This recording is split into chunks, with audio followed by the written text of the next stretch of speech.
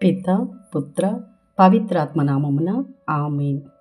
ఈరోజు అక్టోబర్ 12వ తారీఖు. లూకా సువార్త 17వ అధ్యాయము 11వ వచనము నుండి 19వ వచనం వరకు. యేసు సమరియా గలిలయ ప్రాంతముల మీదుగా యెరూషలేమునకు పోవుచుండెను. ఒక గ్రామమున అడుగు పెట్టగానే 10 మంది కుష్ఠరోగులు ఆయనకు ఎదురైరి. వారు దూరంన నిలుచుండి గొంతెత్తి, ఓ యేసు ప్రభువా, మమ్ము కనికరింపుము అని కేకలు పెట్టిరి. యేసు వారిని చూచి, మీరు వెళ్ళి యాజకులకు కనిపింపుడు అని చెప్పెను.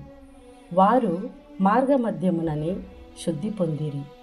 అప్పుడు వారిలో ఒకడు తాను స్వస్థుడగుట గమనించి ఎలుగెత్తి దేవుణ్ణి స్తుతించుచు తిరిగి వచ్చి యేసు పాదముల వద్ద సాగిలపడి కృతజ్ఞత తెలిపెను.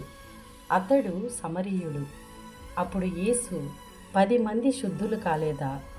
మిగిలిన 9 మంది ఎక్కడ?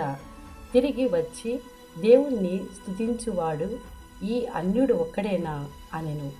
పిదప యేసు అతనితో, నీ విశ్వాసము నిన్ను స్వస్థపరిచినది, లేచి వెళ్ళుము అనెను. ఇది ప్రభుని వాక్కు.